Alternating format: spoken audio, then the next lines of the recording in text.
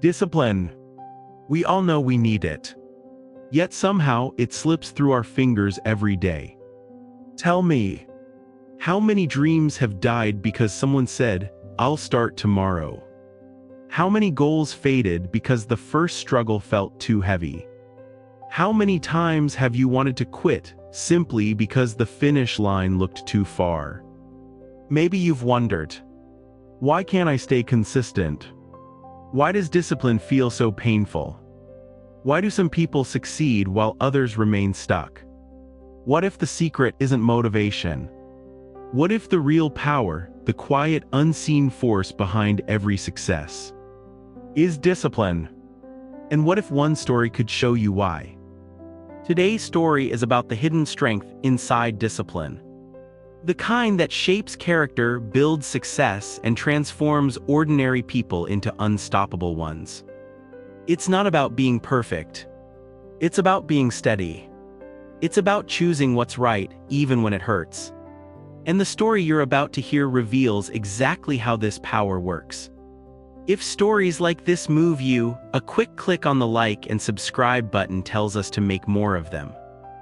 Once in a quiet American town surrounded by rolling fields and morning fog, there lived a young man named Ethan. Ethan was like most people, full of dreams, full of energy, and full of excuses. He wanted to change his life. He wanted strength, confidence, success, and direction. But every morning he faced the same battle. "I'll start tomorrow. I'm too tired today. Maybe next week." And tomorrow never came. One day, Ethan went to visit his grandfather, a retired carpenter named Mr. Dawson, who was known around town for his wisdom, patience, and unbelievable work ethic. The old man lived in a small wooden house he had built with his own hands. The walls were lined with tools, every corner smelled of sawdust and determination. Ethan walked in and sighed heavily.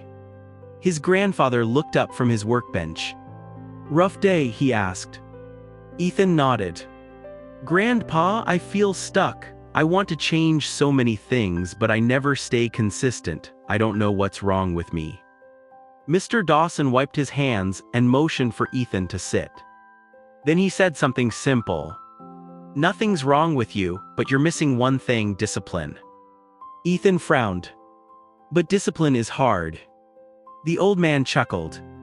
"That's why it's powerful." Mr. Dawson walked to the back of the workshop and rolled out an old wooden box. Inside it were hand tools, nothing fancy, nothing modern.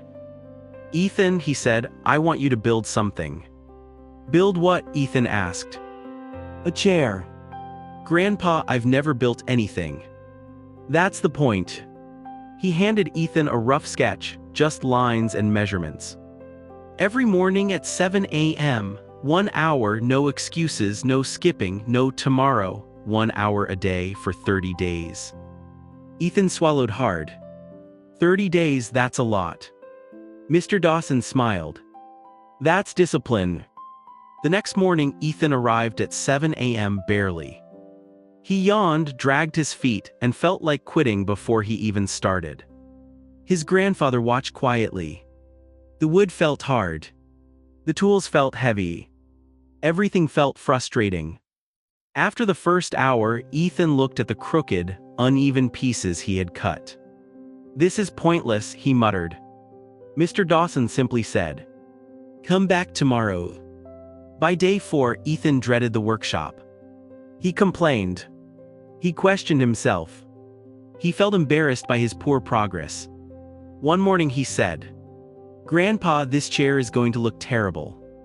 Mr. Dawson replied, "Maybe, but your discipline will look perfect." That sentence stuck in Ethan's mind. Around the second week, something changed.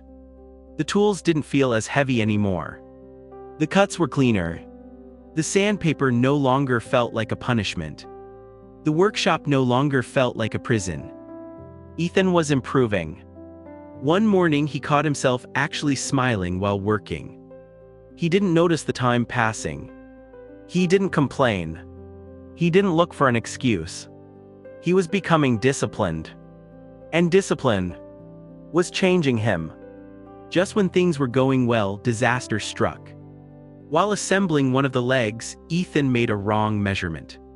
When he forced it into place, crack. The wood split right down the middle. He froze in shock. All the progress shattered. He felt his throat tighten.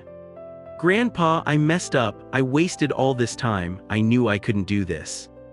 Mr. Dawson walked over, picked up the broken piece and examined it.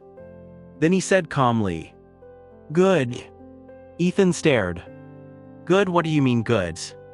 "Discipline isn't about doing everything right," his grandfather said. "It's about continuing, even when things go wrong." Ethan looked down at the broken wood. And he returned the next morning. And the next. And the next. He started again. By the final week, Ethan had rebuilt the broken piece, polished every surface and tightened every joint. On day 30, he stepped back and looked at the chair he had created. It wasn't perfect. It wasn't smooth like store furniture. But it was sturdy. It was balanced. It was strong. Just like him. When Ethan proudly said, "Grandpa, I built a chair," Mr. Dawson smiled and replied, "No, Ethan. You built discipline. The chair was just the lesson." Then he pointed to the corner of the workshop. There, covered by a cloth, was a beautifully crafted wooden rocking chair. Ethan lifted the cloth. His eyes widened. It was flawless. Smooth, balanced, elegant. "Did you build this?" he asked. Mr. Dawson shook his head. "No, you did." Ethan blinked. "What? I've never seen this before." His grandfather explained. "Every time you left at 8 a.m., I spent 30 minutes fixing your mistakes, not to erase them, but to show you what discipline eventually becomes." Ethan felt his chest tighten. That perfect chair wasn't magic. It wasn't talent. It was the result of consistent effort, his effort slowly refined. And then his grandfather said the words Ethan would never forget. "Discipline makes the rough smooth, the crooked straight, the weak strong, and the ordinary extraordinary." Ethan thought he was building a chair.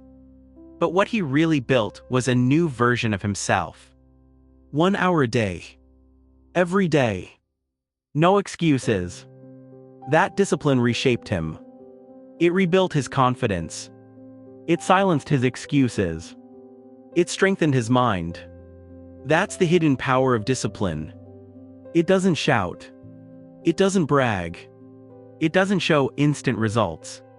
But slowly, quietly, it transforms everything it touches. The broken pieces of your life. Discipline can rebuild them. The habits you struggle with. Discipline can change them. The dreams you keep delaying. Discipline can revive them. Maybe you are going through something right now. Maybe you feel lost, tired, overwhelmed, or stuck in old habits. Maybe you look in the mirror and think, "I should be better than this. I should have started by now. I don't know if I can do this." But hear me. You don't need massive action. You don't need perfect motivation. You don't need to change your life overnight. You just need discipline. A little each day. Steady, quiet, consistent. 1 hour toward your dream. One healthy choice. One small improvement. That's how transformation begins. Life isn't about speed. It's about direction. And discipline is the compass that keeps you moving forward. So whatever you're facing, stress, failure, delay, uncertainty, remember it will pass. And your steady effort will turn today's struggle into tomorrow's strength. Here's your reminder for today. Discipline is doing what needs to be done, even when it doesn't feel good. If this story touched you, leave a like. Tell us in the comments what lesson you learned. See you in the next one. Subscribe to the Shiny Tales, the place where powerful stories turn struggles into strength and pain into purpose. What part of this story struck you most? Share your thoughts in the comments. I'd love to read your take.